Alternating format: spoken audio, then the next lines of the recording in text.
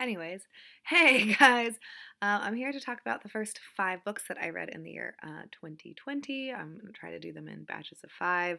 Um, I'm, yeah, I guess nothing else really matters for this video. Hopefully, I remember anything about these books because it's been about a month since I've read them. The first book that I finished this year was Hocus Pocus by Kurt Vonnegut. I love Kurt Vonnegut so much.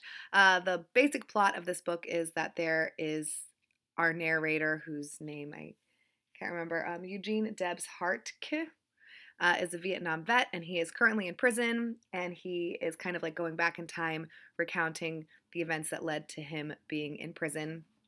And it's super funny. It's non-linear at all. It's told in like pretty short.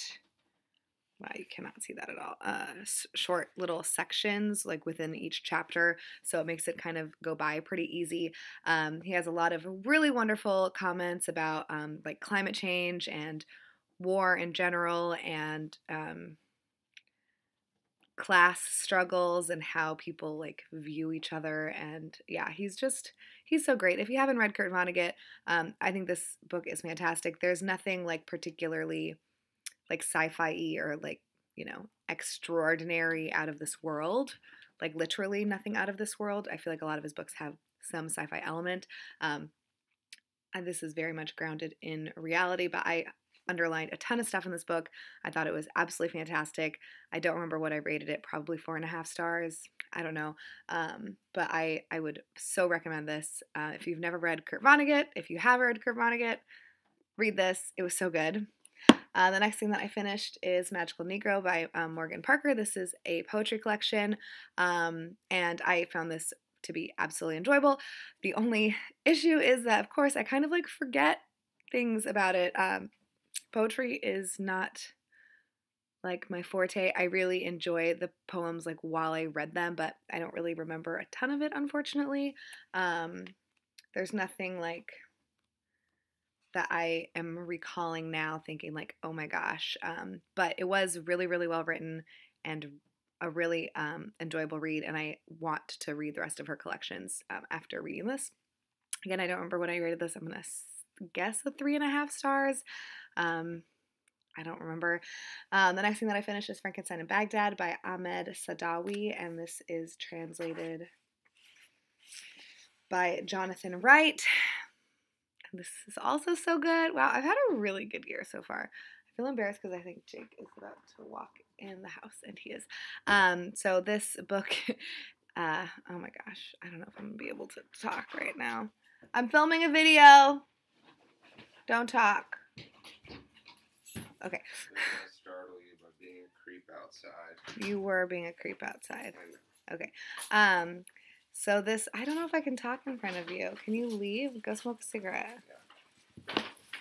Happy early anniversary. Oh, thanks. Oh my gosh. Thank you.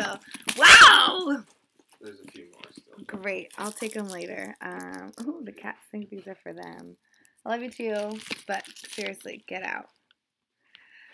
So this book is like a retelling, I guess, of Frankenstein by Mary Shelley, and it was just so incredible. There's a lot of like really meaningful conversations about the U.S. and our relationship with other parts of the world, specifically. I think this is in Baghdad, yeah, in Baghdad. Oh, obviously, I think this is in Baghdad. Y'all, it's called Frankenstein in Baghdad. Jake confused me so much by walking in the door. Jake, get out, quick! I'm going. Okay.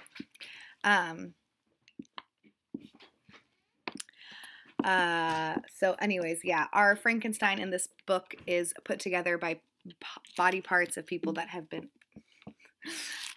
killed, and so our Frankenstein character is trying to get revenge on the deaths of the body parts, basically.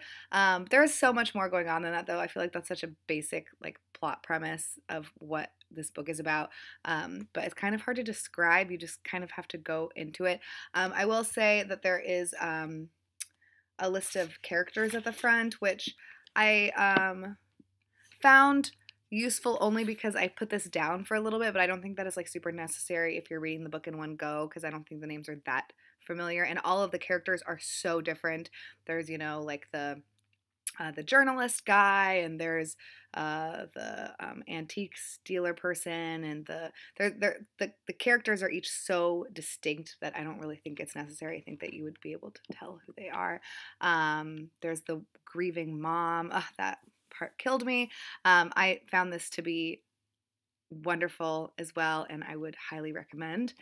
The next book that I read was On Immunity by Eula Biss. I won this book I think during a 24 and 48, like last year or the year before. I don't really remember, but I finally read it, mostly because of that measles article that I read last year at some point. But this is definitely not as scientific as I was anticipating. I was expecting it to be just like a science book about immunity and vaccines and all that kind of stuff. This is definitely more of a conversation between a mom that has anxiety about things and other moms that have anxiety about things, and kind of discussing like what the ramifications are, and like why maybe people are nervous about getting vaccines, and like why it has a lot of stuff. Like, you know, she questions the things that she does, and I honestly, for a lot of this book, all I thought was, I never want to have a child. I never want to have a child. I don't want to be anxious about the child's well-being. I don't want to be constantly thinking, is my kid okay? Like, that to me sounds horrendous.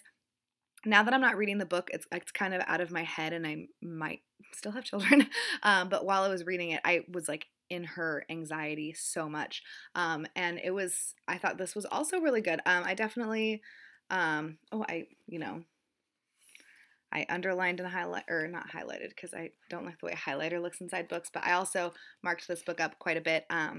And I found it to be really interesting, just not exactly like what I thought it was going to be. But if you go into it knowing what it is, it probably will be more enjoyable. I think I gave this 3-ish stars. Frankenstein and Baghdad, I'm going to assume I gave like 4. I have no idea. And then I read the early stories of Truman Capote, and I also really enjoyed this while I read it, but again, can't really remember a ton of them.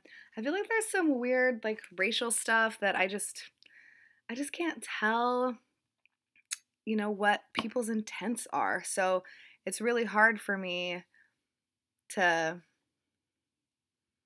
you know, to understand, like,